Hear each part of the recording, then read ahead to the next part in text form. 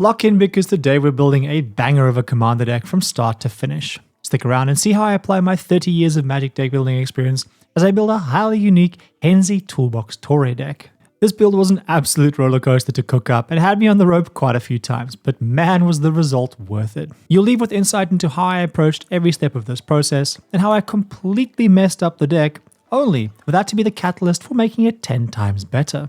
For better or for worse, welcome to the inner recesses of my small foldy frog brain.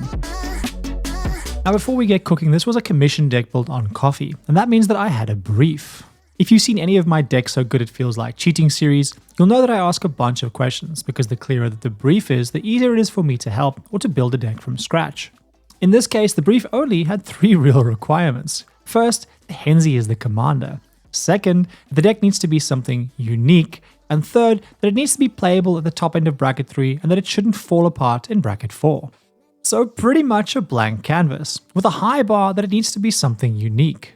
This is both a huge deck building challenge, but also an absolute best possible case scenario for me to share my unhinged thinking in all its glory.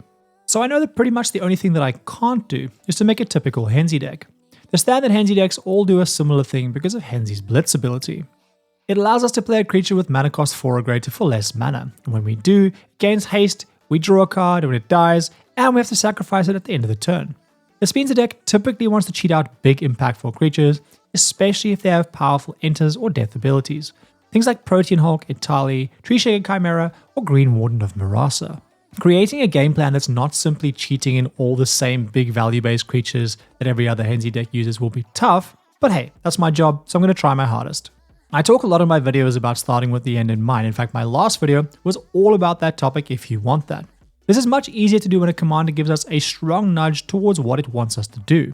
Most commanders are almost going to force us in a certain direction. But some commanders are more broad, and when you have a commander like that, like Henzie, it makes determining our ideal in-game board state pretty challenging to do at the start.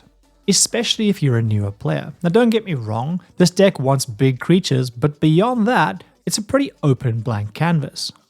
Now, if we were just building a regular Henzie deck, you'd probably think about the big value-based creature strategy, and that would be fine. But I can't do that, so I need to be a little bit more creative. In these situations where we're not quite sure what to do or what cards you should look towards, I think it's a good idea to look for inspiration. And this can be incredibly simple. Like searching up cool Henzie decks on Google, poking around on Reddit, jumping onto EDHREC, and then either scrolling through the cards or loading up the deck section and flicking through a few of the decks that exist there.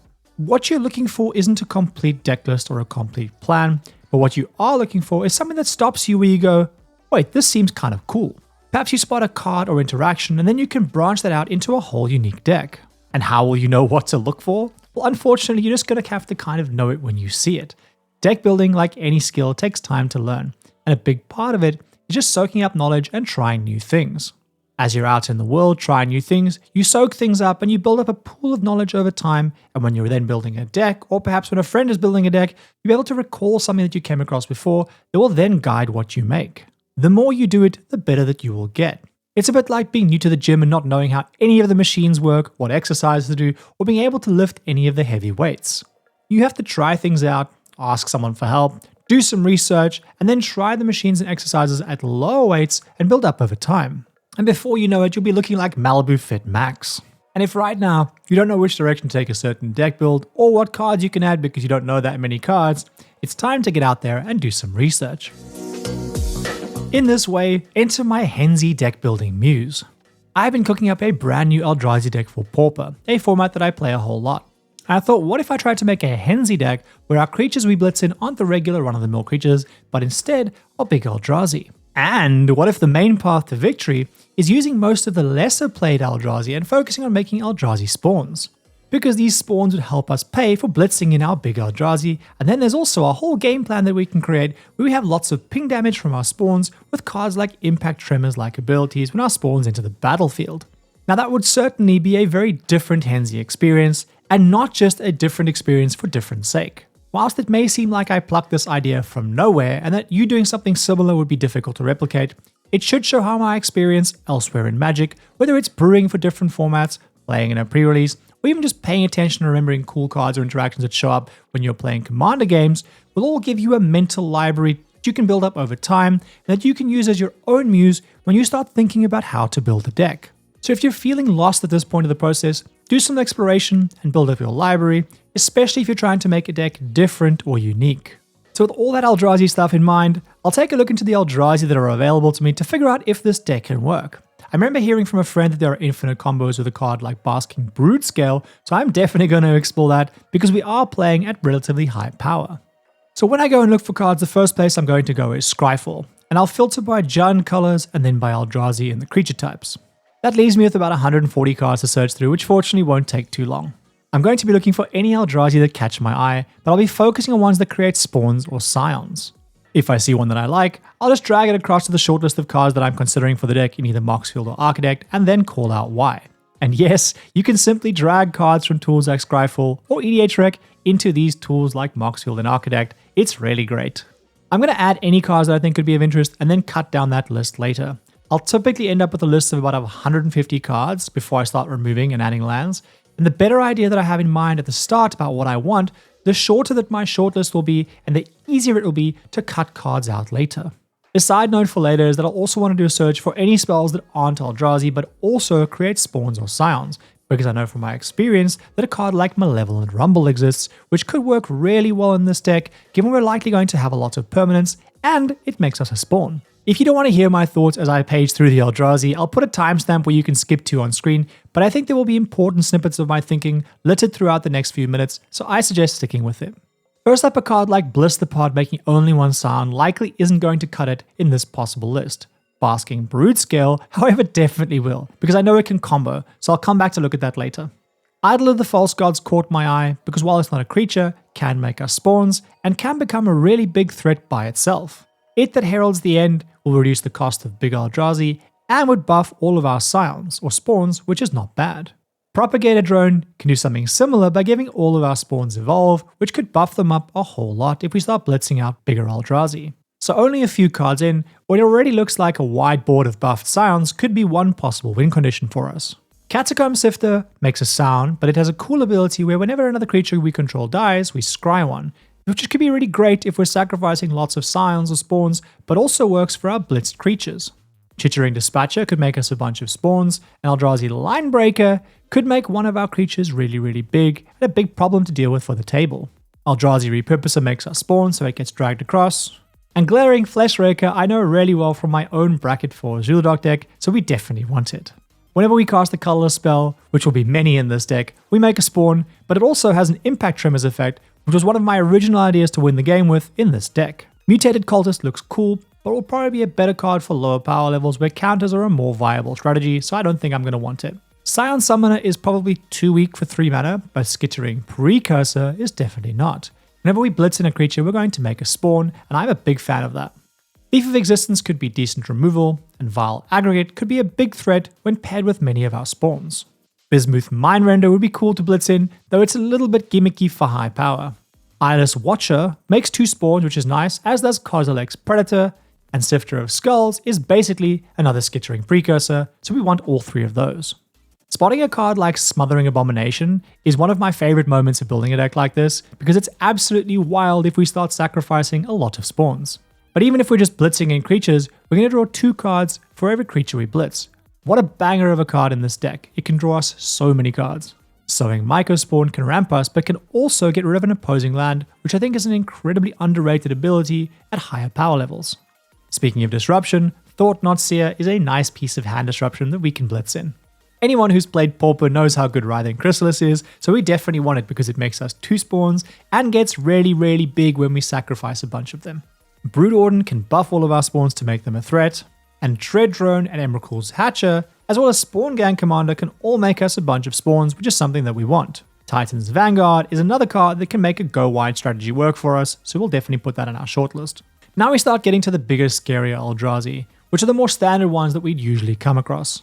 Anti-Causal Vestige could be good here, and Brood Monitor gives us more spawns. Conduit of Ruin can tutor up other big Eldrazi and make them cheaper.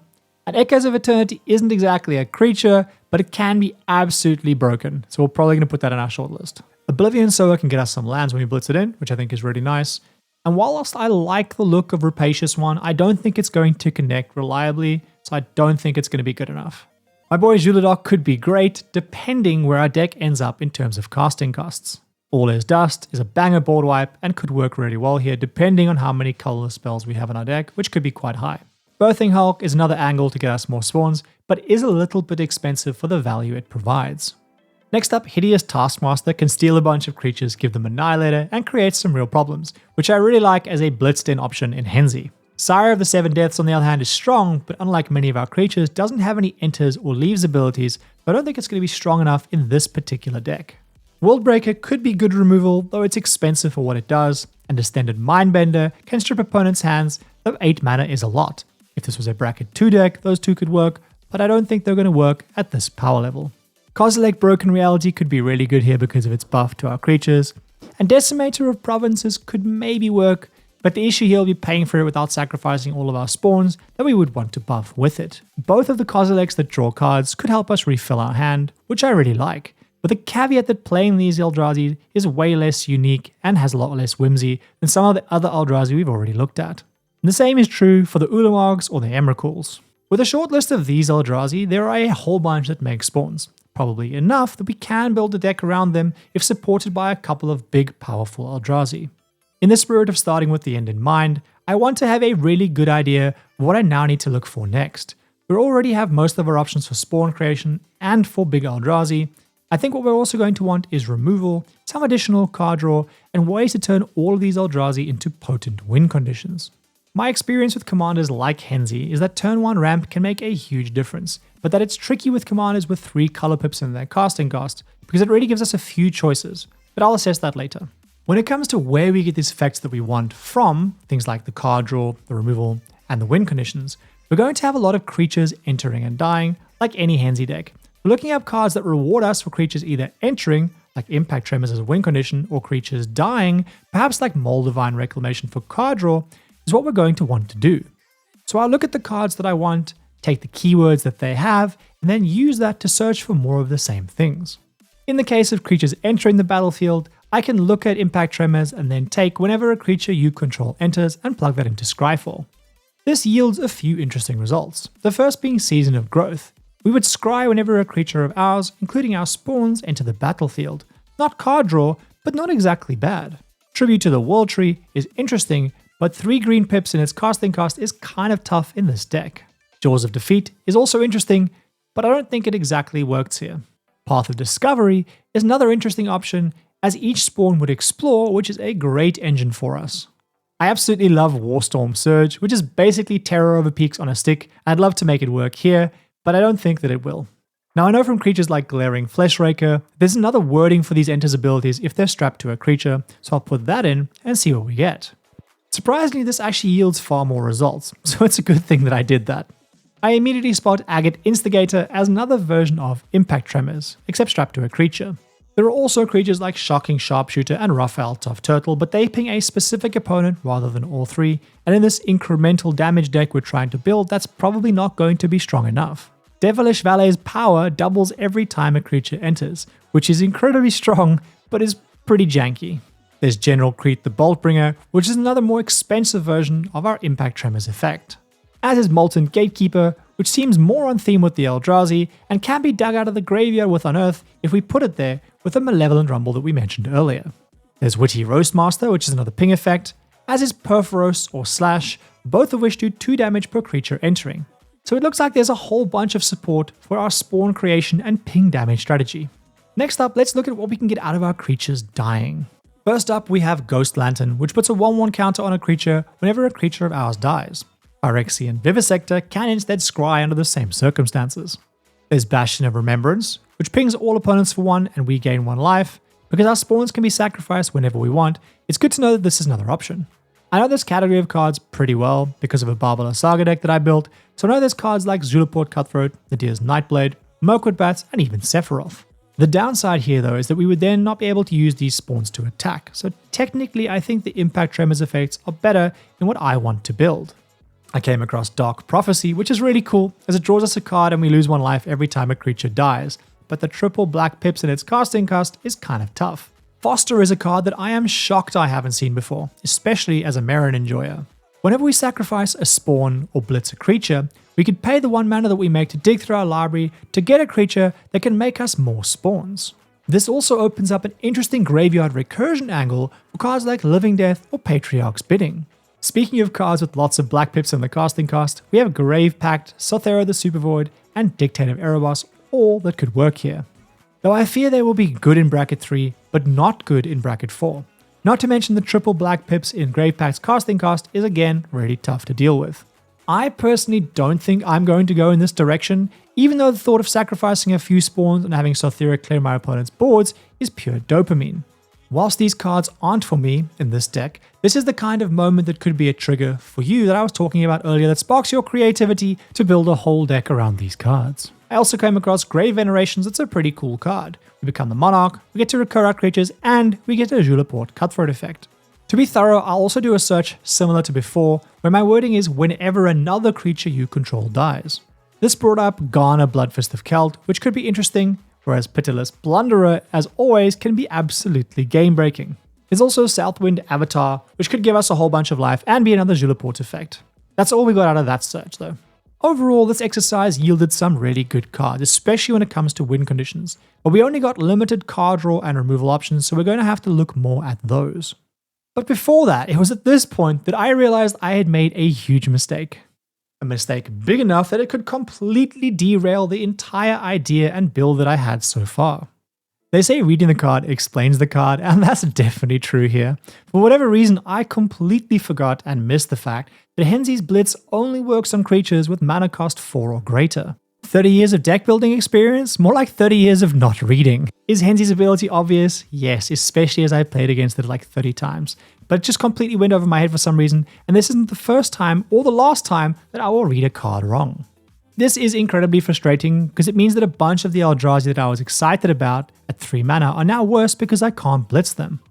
It also sucks because it means that if I keep them, a lot of our game plan won't need Henzie at all. This could be seen as a good or a bad thing, but I am trying to build a unique Henzie deck. Hendrazi, if you will. So okay, for a while there I felt like the god of cooking, and now I feel like I don't have eyes or folds in my brain. I'm really tempted to go back to the beginning and completely scrap the Eldrazi angle, but I think that I might still be able to make it work. There are still many expensive Eldrazi with powerful abilities that do work with Henzie, and there are still plenty of lesser played Eldrazi that are above 4 mana that can still give Henzie's ability the chance to shine. And all of these are already in my shortlist, so I'll keep going for now and see where we end up. It's actually really good that you see a failure like this happen in real time, because in any deck building process I have tons of failures of various sizes. Even in my most popular or best decks, that is part of the process. So this will let you see how I now have to adapt and change my plans, which again is a big part of any of my cooking sessions. Outside of the Eldrazi, I know I need card draw and removal. Given the power level I'm going to be playing at and the fact that I already have a bunch of whimsy in the Eldrazi, I think I'm going to need to grab more staple removal and card draw options. I already have a pretty good idea of the staple options that we have available to us in the Jund color combination. But if I didn't, I'd be looking at some of the most popular Jund decks on EDHREC and scrolling to the instants and sorceries to see what I can find. Quite often I tell you not to rely on EDHREC, but in this case it's great because what I want are some of the most reliable and predictable vanilla cards that I can get, and that's what EDHREC is exactly good for. So doing this for card draw, it yielded some good results like Sylvan Library. I also thought that Skullclamp would naturally be a good fit because of the spawns, or blitzing in creatures and having them die with the Clamp equipped, which would draw us 3 cards. I figure cards like Village Rites or Corrupted Conviction will go really well here. I know them because of the many Golgari decks that I've played. We can sack our spawns or a creature we've blitzed in, so I'd likely add a lot of those. Moving on to removal, many Henzie decks use creatures for removal, like Ravenous Chupacabra. I think I'd rather have more flexible removal like Assassin's Trophy or Beast Within though, that work at instant speed and can deal with more flexible problems. Especially because at higher powers, the biggest threats aren't always creatures. With all this in mind, I now have a beefy shortlist of cards, and I need to cut this down by about half and then add lands. Lands for me are the easiest part of almost any deck build, so I'll do them last. This is about the time in the deck building process I would often use my 33 card deck method to help me test out whether or not a possible deck idea can work. Especially if I'm not sure enough about whether the idea is good enough, whether there are enough cards to support it, or if I don't have a clear enough vision. But in this case, I felt pretty confident, so I didn't use it. If you don't know what I'm talking about, I'll link that video up top and in the description for you. I highly recommend you watch it because it can make the deck building process much simpler. So now I start cutting cards, and this is a point where I think many people again start to struggle. And the struggling only increases as we get closer and closer to the final 100 cards. I think this process is actually fairly simple. It just comes down to knowing what we want at the end. In this case, is something helping me to make spawns? Or is it helping those spawns to deal damage? Alternatively, is it helping me draw more cards so that I can draw more cards that help me make spawns and get me closer to winning the game? Alternatively, is it helping me deal with key problems to stop others from winning the game before I can? If the answer is no to any of those questions, it probably gets cut. Cutting cards is much easier if you have a very clear idea of what you want at the end. So really, if you ever get stuck, stop looking at the cards you want to put in or trying to take out and go back to look at the things that your deck wants, aka the ideal endgame board state, and work backwards. Confusion usually comes from not having a clear enough understanding of what we want, or having a great understanding, but we don't want one thing, we simply want too many things. Take some clowns out of the clown car, commit to less strategies, and the cards will end up cutting themselves. When cutting cards, we also need to know how many of a particular effect or card we want. I've talked about the maths before and I'll put the link to that video in the description, but in brief, if we want a type of card or effect in our opening hand, or we want to play it in the first few turns, we need about 12 of them. This obviously doesn't guarantee it, but does make the odds quite likely. If we want a type of card by around turn 6, we probably need about 8 of them in our deck, and if we want to see a card by around turn 10, we typically need about 5 or 6. These numbers do assume some amount of card draw in the deck, and that card draw was played across these turns already. Obviously, with lots of card draw, these numbers can come down a little bit, but not by much, and how and when we want to play these cards also matters a whole lot. For example, if we want turn 2 ramp, the only card draw we'd be able to play before then is card draw that costs 1 mana. And if our deck doesn't have many 1 mana card draw spells, or we don't have enough, the card draw side of the equation is completely irrelevant in this particular case for this particular effect. In this deck, I probably want at least 10 sources of removal, about 10 sources of draw, about 6 or more tutors, and about 4 to 5 of any unique win effect in my deck, like an Impact Tremors ability. The tutors will help lessen the numbers that I need for these different types of win conditions. Then I need a whole heap of Eldrazi to fill out the rest of my deck, and about 38 lands. Right now I'm running with the assumption that Eldrazi spawns will be my ramp. With all of this in mind, here's what the first draft of the deck looks like. I'm not going to go into too much detail, as a lot of the spells here are a collection of the ones you've already seen so far. The core remains what I wanted at the start. Impact Tremors effects, lots of spawn creation, big blitzable Eldrazi, a bunch of card draw, some solid removal, and some tutors. Oh, and of course a few cards to combo out with the Broodscale. To know what combos to include, I simply googled Basking Broodscale combos, and EDHREC was the first result. It yielded some pretty great suggestions, most notably cards like Blade of the Bloodsheaf, Ghost Lantern, and Tarion Soulcleaver. All of which make infinite colorless mana and infinite enters the battlefield triggers when we put a counter on the Broodscale, because he then makes a spawn which we can sacrifice for mana, which because of the equipment puts a counter on him and it loops from there.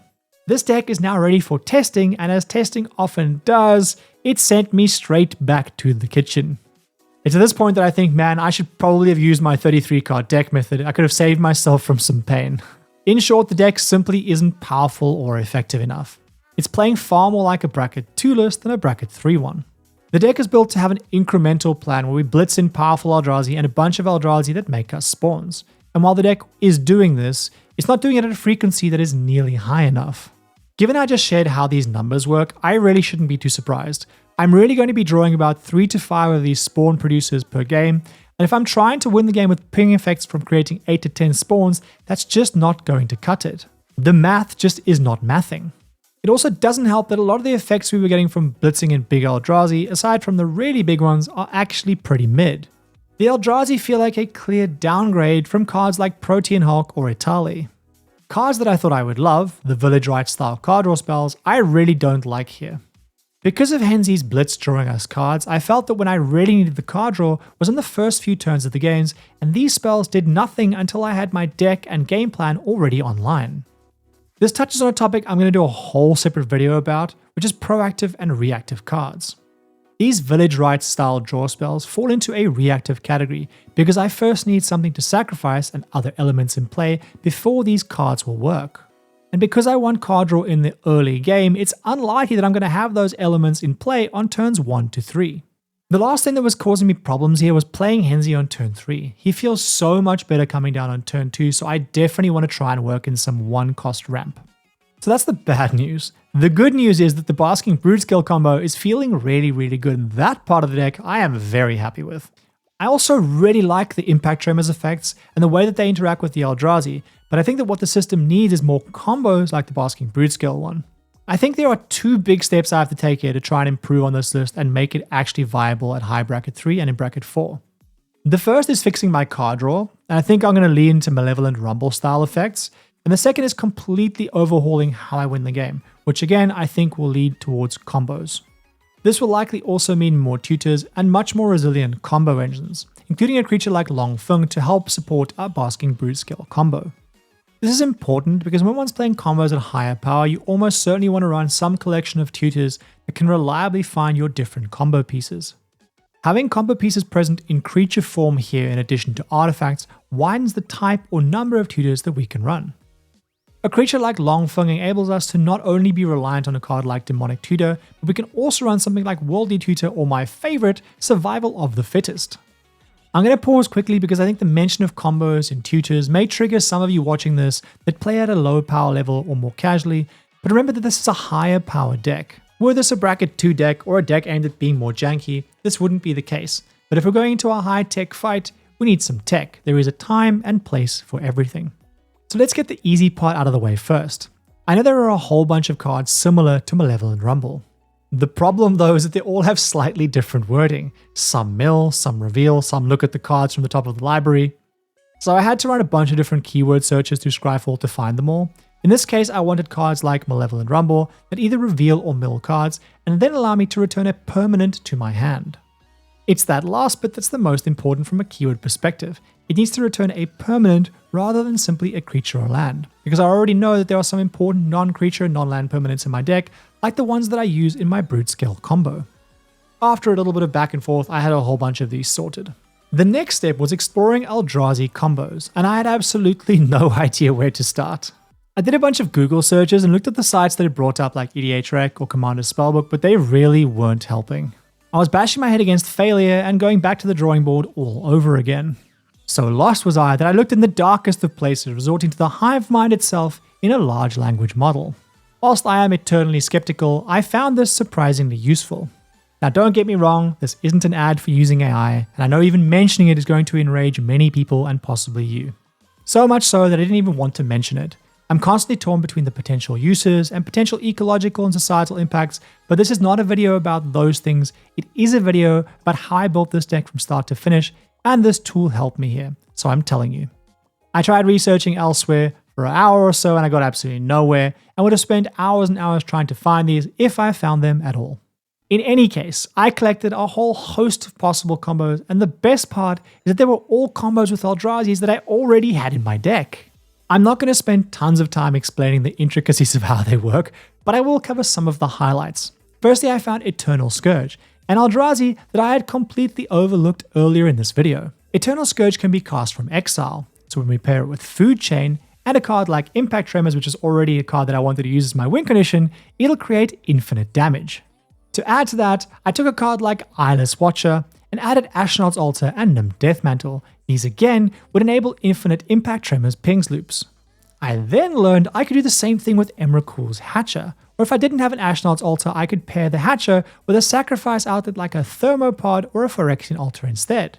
Or I could pair the Hatcher with Sifter of Skulls and Goblin Bombardment and do infinite damage that way. What about if we don't draw any of those? What about Spawn Sire of Ulamog and Mana Echoes? Yes, you guessed it, infinite pings from an Impact Tremors, Molten Gatekeeper, or Glaring Fleshraker. Last but not least, the presence of Fleshraker allowed me to import one of my combos from my colorless Zulodok deck in Sensei's Divining Top, Mystic Forge, and Fleshraker, which allows me to draw as much of my deck as I want. These combos and how they interact with each other will now change the entire dynamic of this deck build. It'll no longer be an incremental game plan, but a game plan of setup and payoff. In this style of deck, strong early game draw and tutors are critically important. It's just as well I moved away from the Village Rite style spells because they would do absolutely nothing for me there. I also went to look for a few more tutors that would allow me to reliably hit the targets that I needed. Particularly tutors that were creature specific, like Formidable Speaker and Imperial Recruiter. I also swapped out Worldly Tutor as one of our game changers and brought in Survival of the Fittest instead. Because now that we have entire creature-based combo lines, it could fetch an entire combo than rather just a piece of it. Given how important artifacts and especially Nim Deathmantle now was for my game plan, I went to look for artifact tutors and found Hoarding Dragon, which is just perfect in a Henzie deck. We blitz in the dragon, put an artifact in our graveyard, and then get it back the same turn as well as a card to make sure that no one but Juka bogs us instead. Changing the strategy of this deck also had other knock-on effects, like removing Perforos as a ping source. Dealing 2 damage was really good when the deck had an incremental game plan, but now that my game plan is to build a combo that's an infinite loop, I no longer need anything more than 1 damage per loop and can opt for cheaper options. The last bit I now had to solve was 1 mana ramp spells, but fortunately for me I already had a pretty good idea of what was available because I've done this exercise many times. If I didn't, I'd search for anything at 1 mana value that can add 1 mana of any color and then do the same thing for red, green, and black individually. Then I would just cross-check which cards like Elves of Deep Shadow can add a color that wasn't in their casting cost. This is because we really need 1 mana ramp sources that can give us the ability to produce 1 mana of any color or a different color than what we spent to cast it. This is because of the triple pips in Henzie's casting cost, and whilst we would sometimes have a dual land in play, which would mean a Land of War Elf could do the job for us, not always, so mana dorks like that don't really work. These kind of interactions are the things you only learn by playing or playtesting, which is very similar to my point that I was talking about when it comes to experience earlier. With all this taken into account, now it's time to change the deck and see if we can build a good version 2, like a phoenix rising from the ashes. And then it's time to test. Fortunately for me, testing went well. Very well, in fact. The deck has gone from feeling like it achieves very little and has as little direction to becoming a choose-your-own-adventure combo deck. If we have an Eternal Scourge or Food Chain in our opening hand, we can pursue that win line. What if we have a Broodscale or Ghost Lantern instead? Well, then we can try and make an infinitely large Broodscale, punch someone in the face, or burn the table out with Impact Tremors pings. So many routes to victory with interplay between all of them. Going back to the numbers we talked about earlier, the deck that I now have works because there's enough of everything that I need so that I have what I want at the right time, most of the time. It took a bunch of work to make sure I had enough components to each combo, like having a creature that's a sacrifice outlet or a creature that enables the Broodscale combo, and then having creature tutors to make sure that I could find those. But like a fine dish, all the ingredients work well together so that as a whole, the deck works perfectly.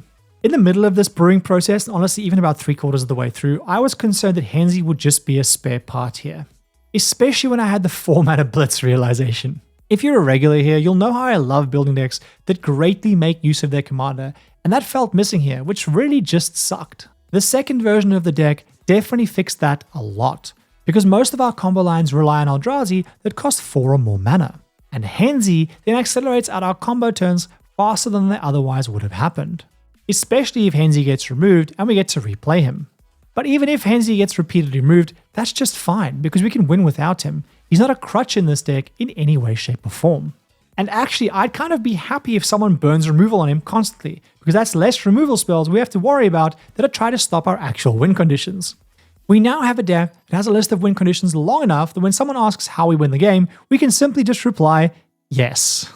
This deck is not necessarily better or worse than any other Henzie deck. I'm not trying to sell people who love Henzie and the standard way Henzie plays that this is the deck that's better than theirs.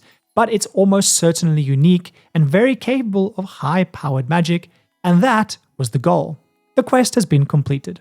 Coming back to my earlier point, you may have seen some interesting angles or interactions, like getting value from cards like Moldavine Reclamation or Sothera, especially if paired with Eldrazi spawns or other similar tokens.